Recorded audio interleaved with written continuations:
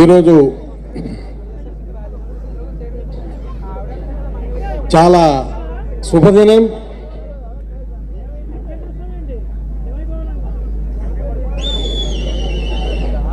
చంద్రబాబు నాయుడు గారికి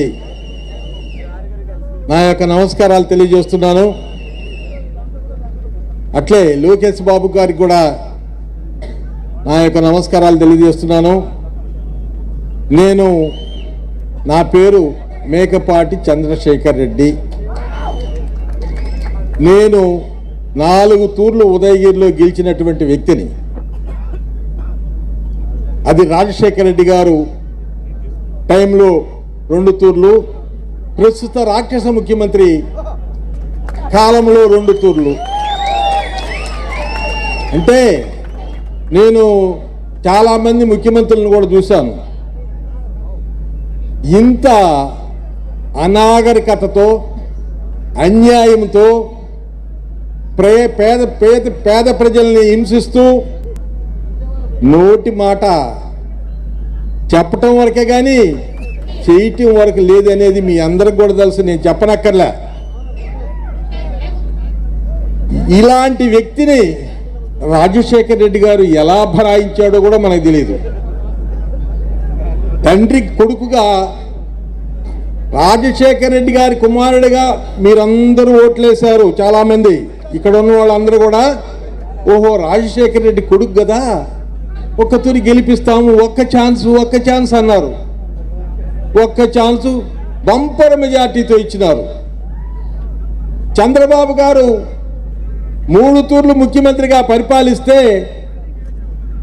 ఇతను ఒక్క పర్యాయానికే కాలబెట్టేశాడు రాష్ట్రాన్ని అంతా. మీ అందరికి తెలుసు. ఉదయగిరిలో నేను తప్ప ఎవరు గెలవరయ్యా, నాకు టికెట్ ఇమ్మంటే నా టికెట్ని అమ్మేశారండి, అమ్ముకున్నారు. ఎంత గొప్పతనం చూడండి.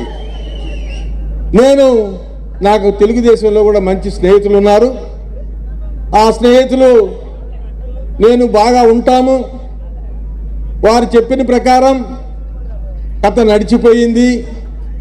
నేను ఈరోజు తెలుగుదేశంలో చేరాను.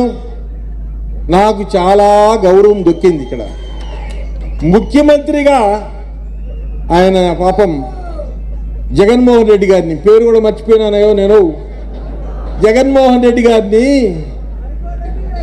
కలిసేదానికే ఛాన్స్ దొరికేది కాదు. ఆయన్ని కలవాలంటే బ్రహ్మదేవుడిని కలిసినంత, అంటే ఎట్లుంటుందో చూడండి కథ. అలాంటి వ్యక్తి, ఎమ్మెల్యేలకి రెస్పెక్ట్ ఇచ్చినటువంటి వ్యక్తి ముఖ్యమంత్రిగా ఇప్పుడు టికెట్లని అటు నుంచి ఇటు, ఇటు నుంచి అటు, మంత్రులు అన్నీ మార్చుకుంటున్నారు. ఎందుకు వచ్చిన కర్మ అది? పద్ధతి ప్రకారం పరిపాలన చేస్తే, పేద ప్రజలని ఉద్ధరిస్తే, రాష్ట్రాన్ని అభివృద్ధి చేస్తే నీకు అది పట్టేది కాదు కదా. అది చేతగాక, పరిపాలన చేతగాక డబ్బు డబ్బు డబ్బు డబ్బు అనే డబ్బాతో రాష్ట్రం నాశనం అయిపోయింది. అయ్యా, మనం కానీ ఇంకా ఆ పార్టీకి ఓటేస్తే రాష్ట్రం బాగుపడదు, అభివృద్ధి శూన్యం, చదువుకున్న బిడ్డలకు ఉద్యోగాలు ఉండవు, ఎవరికి కూడా అభివృద్ధి అనేది కనబడదు. దయచేసి ఆలోచించి మనం ఖచ్చితంగా తెలుగుదేశం మళ్ళా చంద్రబాబు గారిని ముఖ్యమంత్రిని చేసుకోవాలి, రాష్ట్రాన్ని డెవలప్ చేసుకోవాలి. ఇది చాలా పేద ప్రాంతం. ఈ పేద ప్రాంతాన్ని మాది ఆ ఉదయగిరి అప్పకంతా వెనుకబడిన ప్రాంతం చాలా ఉన్నాయి. ఇవన్నిటి కూడా అభివృద్ధి కావాలంటే చంద్రబాబు గారు కావాల్సిందే. ఆయన ముఖ్యమంత్రి అయితేనే మన రాష్ట్రం బాగుపడుతుంది. ఆయన కూడా ఒక అవగాహన వచ్చింది, ఈ రాష్ట్రాన్ని ఎలా డెవలప్ చేయాలా, ఎట్లా మనం కష్టపడితే ఈ రాష్ట్రం బాగుపడుతుంది, రాష్ట్ర ప్రజలందరూ కూడా సుఖ సంతోషాలతో ఉంటారు అనే అవగాహన బాబు గారికి మెండుగా మనసుకు వచ్చింది. ఖచ్చితంగా ఈ పేద ప్రజల్ని ఆదుకుంటారు. మనం తప్పకుండా ఆయనకు అవకాశం ఇవ్వాలా. మంచి మెజార్టీతో గెలిపించాలా. లోకేష్ గారు కూడా చాలా ఆలోచనాపరుడు. నేను లోకేష్ గారిని చూశాను, మాట్లాడినాను, ఆయన పద్ధతులు కూడా చూశాను.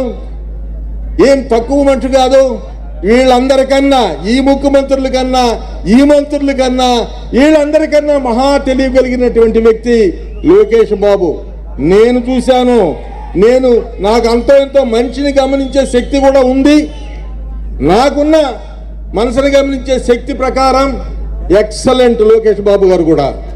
దయచేసి తండ్రి కొడుకులు ఇద్దరు కూడా రాష్ట్రాన్ని అభివృద్ధి చేసేటానికి సిద్ధంగా ఉన్నారు. మీరు చూస్తున్నారు పాదయాత్రలో లోకేష్ గారి మాటలు, ఆయన ప్రజలకు ఇచ్చేటటువంటి వాగ్దానాలు, ప్రాంతాన్ని బట్టి, కులాలను బట్టి అన్ని కూడా మీరు చూస్తున్నారు.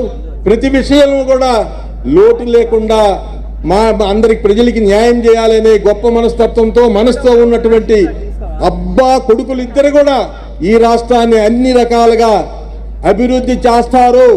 ప్రజలు మర్చిపోవద్దు. దుర్మార్గాన్ని మనం అణిచివేయాలి, న్యాయాన్ని మనం అభివృద్ధి చేసుకోవాలి. అది మన చేతిలోనే ఉంది. అది ఏదంటే ఓటనే ఆయుధం తప్ప ఇంకేమి లేదు. ఆ ఓటనే ఆయుధాన్ని న్యాయం పక్క ఓటేసి మంచి మనుషులను గెలిపించి మంచిగా మనల్ని పరిపాలించే పద్ధతిలో మనం చేసుకోవాల్సిందిగా కోరుకుంటూ నమస్కరిస్తూ సెలవు తీసుకుంటున్నాను. జై చంద్రబాబు, జై ఎన్టీ రామారావు గారు. నాకు ఎన్టీ రామారావు గారు అంటే ఇష్టం అయ్యో, అందుకనే నేను ఎన్టీ రామారావు గారు అంటే నాకు చాలా ఇష్టం. అది కూడా చెప్తున్నా.